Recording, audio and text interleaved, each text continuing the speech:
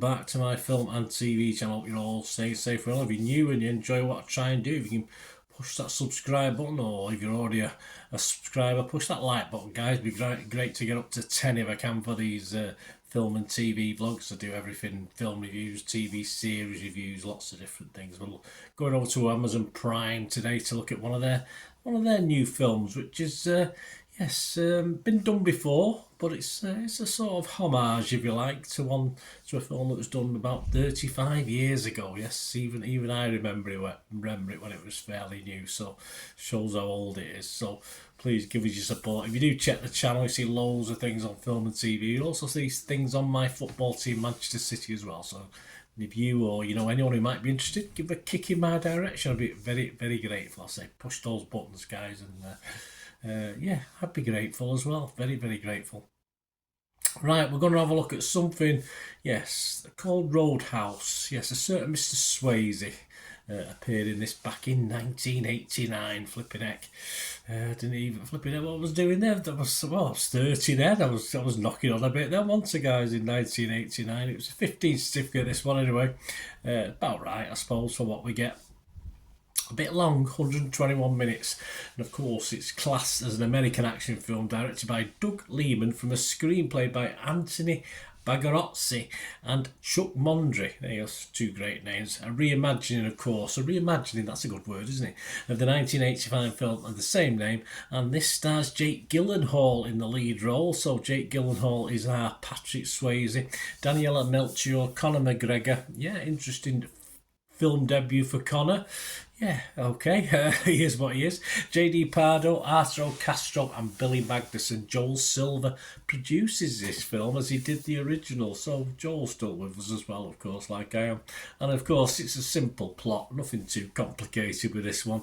Ex-UFC fighter Dalton, played by Jake, of course, takes a job as a bouncer at Florida Keys Roadhouse. I've been down Florida Keys. I didn't stay too long there. We just a couple of days stayed over in Miami and tried to get down to the Keys to swim with some dolphins, but that's another story.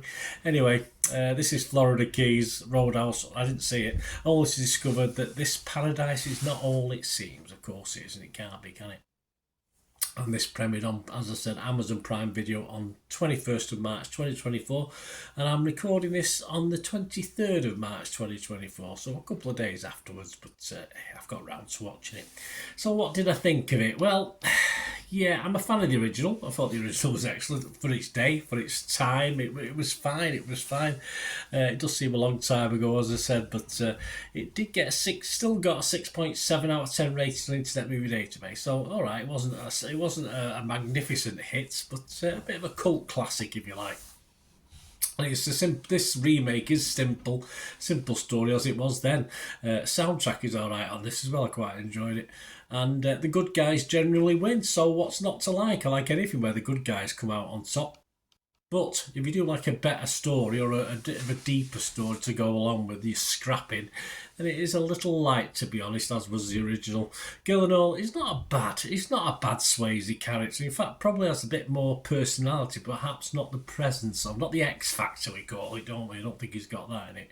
But if you like, say, the rawness of something like Jack Reacher or The Equalizer, without any conspiracies or too complicated storyline, then this probably all right for you. This plot of this is probably right up your roadhouse, if you like, or right up your road.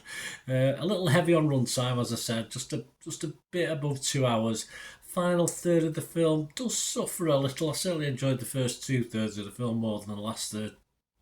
But it just takes us back to simpler action thriller times, doesn't it? It'd probably be classed as a B movie these days, a backup title, if you like. But it does take us back to simpler times, simpler themes, simpler plots, and nothing wrong with that, to be honest with you. A bit of the CG wasn't great. A couple of explosions looked a bit iffy, to say the least. Something you might see on an average TV series.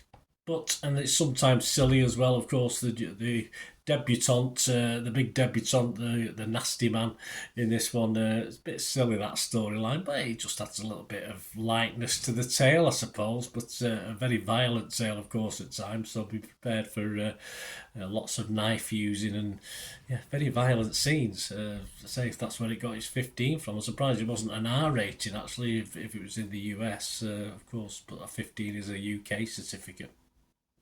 But if you're new to Roadhouse or like me, fond memories of the one 35 years ago, it's watchable. Nothing wrong with it. It's okay. It's fine. I recommend it to my good lady. She likes these where the the good guys usually end up winning, which is what would normally happen in this style of film. And happy to say, yeah, it probably does in this as well, without saying too much about it. But you know the plot, you know the outline, you've seen it all before.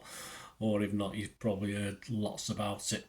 I would be fresh on this if it was Rotten Tomatoes. I'll be positive on Metacritic. And I'm going to give it my watchable score of 6 out of 10. Do other people agree with me? Well, generally, yes, but not totally. Rotten Tomatoes, 63% of their 139 critics are positive, an average rating of 5.6 out of 10, so just a little bit below that 6 out of 10 I'd give it. 87 fresh, but a big chunk of rotten, 52 rotten. The consensus reads Roadhouse updates a cult classic for a new generation. It does, happily replicating the original's emphasis on cheesy brawn over narrative brains. Can't disagree with that. Metacritic uses an average, assigned the film a score of 57 out of 100. So again, not too dissimilar based on 37 critics. 16 were positive, 16 were mixed, and 5 were negative. Boyd Hilton from Empire magazine gave it 80 though. He liked it. He said expertly handled by director Doug Liman, wittily scripted, I didn't find it overly funny, and boasting a wonderfully original take on the action hero archetype. This new Roadhouse is a total riot. Okay, Boyd like it. James Mottram, though, from Total Film, not as convinced, but he still give it 60, a bit like me. In the end, he said Roadhouse is a solid action at a frolic that Lehman marshals competently. This is a fun Friday night fight fest, best enjoyed with a few bevies, brash, loud, knockabout, and liable to leave you with a cauliflower ear or two. There you go. I think that just about sums it up from those two gentlemen, doesn't it? Rotten Tomatoes audience, again, 59% positivity, 3.3 out of 5. Internet Movie Database, well, I'll give it 6 out of 10. Into the original got 6.7, and at the moment this is getting 6.3. So for a remake, that's not bad, is it? 23,000 scores and reviews. Well, there you go, guys. Everything you need to know about this, whether you're going to watch it, I'm sure, if you're a fan or you've never heard of it, give it a watch. Give it a watch. I can recommend this one, and let me know your scores. Let me know what you'd score this as well. It'd be great to hear your views and opinions. Get in touch. Thanks for watching. Till we meet again. That's one thing, don't I? Please stay safe, everyone. Bye for now.